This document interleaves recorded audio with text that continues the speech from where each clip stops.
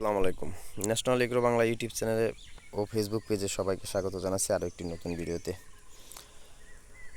আপনাদের সামনে হাজির হয়েছি আজ সেই ধনেপাতা চাষ নিয়ে। তো আজকে ধনেপাতা সম্বন্ধে অনেক কিছু বলবো, মানে একটা বাস্তবের যেই কৃষিতে যে সমস্যাগুলো হয়, বাস্তব যে মানুষ কিভাবে কৃষক ধরা খায়, কিভাবে লসে পড়ে, যেই ভিডিওগুলা সরাসরি ইউটিউবে উঠে আসে না। আমরা যারা কৃষক আছি হয়তো তারা অনেক সময় তুলে ধরি, এমনকি সবাই তুলে ধরে না। তো চাইছিলাম ভিডিওটা আরও আগে থেকে দিব, তো ভিডিওটা করতেছি না এই কারণে যে একটা যারা আমার ভিডিওগুলো দেখে বা দেখবে তারা যাতে বুঝতে পারে যে আসলে সমস্যা কোথায়, সমাধান কোথায়। তো এই জন্য এটা যাতে সুস্পষ্টভাবে বোঝানো যায়, তাই ভিডিওটা একটু দেরিতে দিলাম আর কি। দেখেন ধনিয়া পাতার অবস্থা। এখন আমার বলি, গ্রীষ্মকালে যারা ধনিয়া পাতা করবেন তারা বীজের পরিমাণ বেশি দিবেন। তার কারণ ধনিয়া পাতা কিন্তু শীতের ফসল। গ্রীষ্মকালে গরম, এই গরমে এত তাপমাত্রা সহ্য করতে পারে না। তো তো আমি একটা জিনিস দেখছি যে চুয়াডাঙ্গায় কিন্তু প্রচুর পরিমাণে ধনিয়া পাতা চাষ হয়। তারা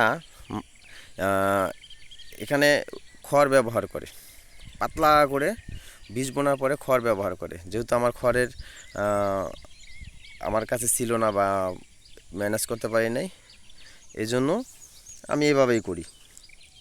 যাই হোক, তো মেন মূল কথায় আসি, তা হলো যদি আমি এই ক্ষেত্রে বীজটা যদি একটু ঘন দিতাম, এই ঘনটা দিলে দেখা যাইতেছে এটা ওই ইয়ের কাজ করতো। যখন এই বীজটা উপরে উঠতো দেখা যাইতেছে নিচে একটা ছায়া পড়তো গাছের গোড়ায়, ইটা একটু ঠান্ডা থাকতো, জমিটা তাপমাত্রা একটু কম লাগতো নিচের দিকে, তাহলে মোটামুটি ভালো হতো।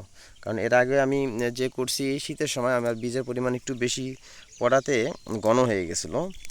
তো দেখা যাচ্ছে গাছটা একটু চিকন থাকাতে অনেক সময় পাইকাররা বলতো কি যে এত ঘন দিয়েছেন কি, আর একটু পাতলা করেন। তো ওই কারণে আমি বীজ কমাইয়া দিয়ে এবার দেখেন কিভাবে ধরা খেয়েছি।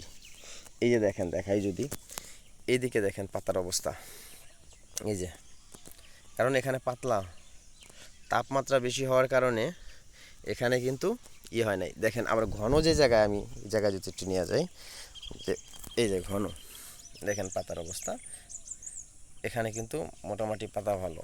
তো আমি এখন কি করছি দেখেন, প্রচুর পরিমাণে ঘাস জন্মাইছে। তো আমি এই ঘাস আর নিড়ানি দিচ্ছি না, তার কারণ কি আমার জমিটা একটু ছায়া দরকার, মানে তাপমাত্রা কম কিভাবে হইব, এই জন্য আমি এই জমিতে নিড়ানি দিচ্ছি না। যেহেতু আমার ধনিয়া পাতা অনেকটা পাতলা, আর একটু বড় হইলে আমি তুলে নিয়ে যাব, তারপর আমি আগাছানাশক প্রয়োগ করি বা গাছ তুলে ফেলাই, এটা আলাদা বিষয়। তো এই হইলো ব্যাপার। তো কৃষক যে কিভাবে লস খায় বা লসে পড়ে, কি কারণে লসে পড়লো, এগুলা তুইলা ধরে না ইউটিউবাররা। তো এই জন্য আমি বারবার বলি যে ইউটিউবারের ভিডিও দেখে আপনারা কৃষিতে আইসেন না। কী কারণে? এই যে এই কারণে। তো আজকে এখান থেকে একটা জিনিস শেখার আছে, যে ধনিয়া পাতা যদি আমরা চাষ করি গ্রীষ্মকালে দানায় বীজ একটু বেশি দেব, সম্ভব হলে আমরা খড় বিছিয়ে দেব পাতলা করে। তো খড় বিছিয়েই করে অন্য অন্য এলাকায়, আমার এখানে আমি নাই, এই কারণে আমি করতে পারি নাই। সেই ক্ষেত্রে আপনারা একটা কাজ করতে পারেন, একটু ঘন করে বুনতে পারেন, বীজের পরিমাণটা একটু বাড়িয়ে দিতে পারেন। যেমন বিঘায় আপনার 33 শতকে 16 কেজি বা 18 কেজি বীজ দিতে পারেন। যাই হোক, আমি এই বৃষ্টির কারণে আরও কিছু এতটা পাতলা ছিল না, যদিও কিছু মারা গেছে, কারণ ছিল এখানে অতিরিক্ত খরা ছিল।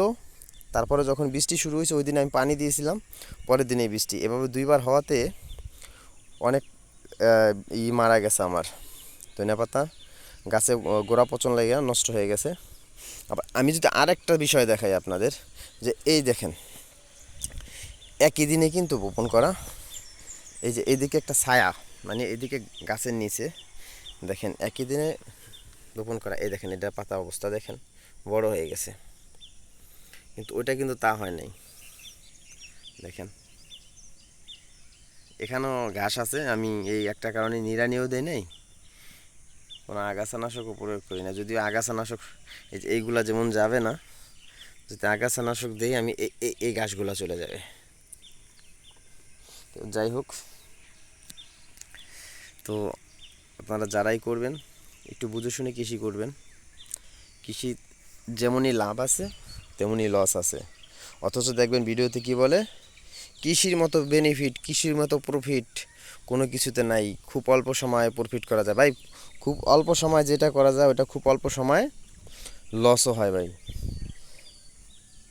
যে জিনিসে যত লাভ সে জিনিসে তত লস, যে জিনিসে তত তাড়াতাড়ি লাভ আসে ওই জিনিসে তত তাড়াতাড়ি লসে পড়ে, এই জিনিসটা মাথায় রাখবেন। তো সবাই ভালো থাকবেন, আসসালামু আলাইকুম। এক ভাই বলছিলেন যে ভাই ধনিয়া পাতার খবর কি, কমেন্টে। তো বিদায় নেওয়ার আগে আরেকবার বলি ভাই, এই যে এই জন্যই দেরি করছিলাম ধনিয়া পাতার ভিডিওতে, যে আমি কি কারণে সমস্যায় পড়লাম এবং আপনারা যাতে জানতে পারেন। তো ভালো থাকেন, আল্লাহ হাফেজ।